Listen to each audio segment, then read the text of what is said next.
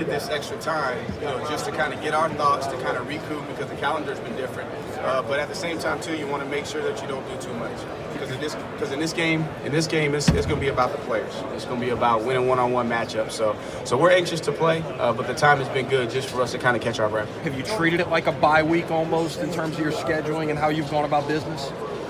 Coach has done a great job managing the schedule, making sure that we get the proper amount of time on the field, giving the players a little bit of time off on the front end. So it's been a good job it's been a good mix of being able to work when we need to work, but then also recover when we need to recover. Tony got Braden Galloway back in the lineup last week. He got a lot of snaps. Do you guys expand his role this week? Did you see what you wanted to see out of him in the last couple of weeks? It's good to get him back out there, get his legs on it. I think if you ask him, he's like, it's a little bit different when you play that many snaps when you hadn't played all year. But we got to have everybody, and that's a good thing about having a little bit of extra time. You can kind of really evaluate where you are, do a little bit of self-scout, and then try to get players in position to create some matchup problems. The difference in this plan is there's nobody on their defense that you can create a matchup with. So you got to get your best players on the field that give you the best opportunity to have a one-on-one, to win a one-on-one matchup. Coach, when you look at that game against Ohio State, clearly the performance, you won, but it's not what we're accustomed to seeing with regards to Clemson offense.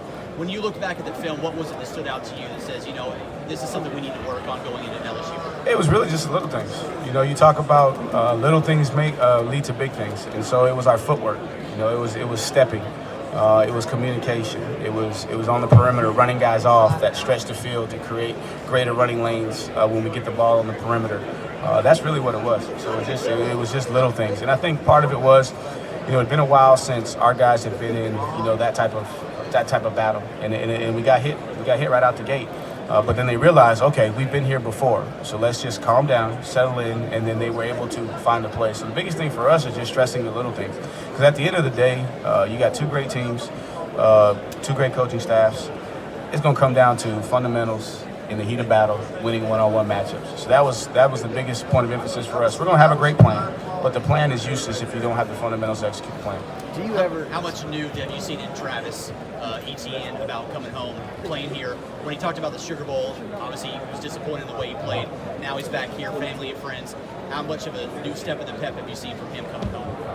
Really, he's actually been a little bit quieter, which tells me that he's trying to get himself, to the best place possible to play his best game. Not trying to play the game too early, not trying to do too much, but really just lock in on the plan, lock out all the noise so that he can play his best. So I wouldn't say necessarily a different pep in the step because he's a happy-go-lucky guy. He practices well regardless of who we're playing, but I think he's just been a little bit quieter. Not necessarily isolating himself, but you can see he's just got an intensity and a focus about himself because he wants to play well. But he doesn't just want to play well because of the magnitude of the game with him coming back home. He wants to play well because this is an opportunity for him, to help his teammates accomplish a dream. With this LSU offense, or actually let me switch that, is this LSU defense one of the best you guys have faced this year? I would say so. Yes, it's one of the best. Very, very good. Very, very talented. Very, very big. Very deep in the defensive line. Their linebackers, the two linebackers, probably run as good as I've seen. I think probably the only one that I can compare it to is they run around like Reuben Foster, did. They're violent, and then on the back end, they got four of the best guys, cover guys in the country. So collectively, yes, one of the best defensive players. What does it matter that Trevor has been in 4 playoff games now, that he's seen, he's been in this setting on this stage? I mean, do you think that helps him at all as you go enter a game like this? I would say that it just helps him from the standpoint of you don't have to change what you do. Because at Clemson, we treat every game like it's the biggest game of the season. So it doesn't matter who we're playing. We challenge our guys that this game one, prepare like you're playing in the national championship. And then now that he's been through these type of games, he understands that I don't have to change. I just have to prepare well. I don't have to change and try to do too much. So I think that's the experience factor that will help him the most. Do you notice any difference in his demeanor from starting the playoffs last year to where he's at now? Is he any different, or is he the same Trevor's even guy? Trevor's the same guy every single day, and that's what's so beautiful about him. And I think that's why he's able to play the way he does, is because he's the same person every single day. There's no up and down, and so he's consistent. And when he's consistent, then consistency over an extended period of time equals greatness. And I think that's what he understands, and he doesn't deviate from that. The last ride with you and Jeff. What's that meant to you, not just professionally, but personally, families, lives? You know, it means a lot because I think 5 years ago, people on the outside looked at it like, okay, we're going to see how this is going to work.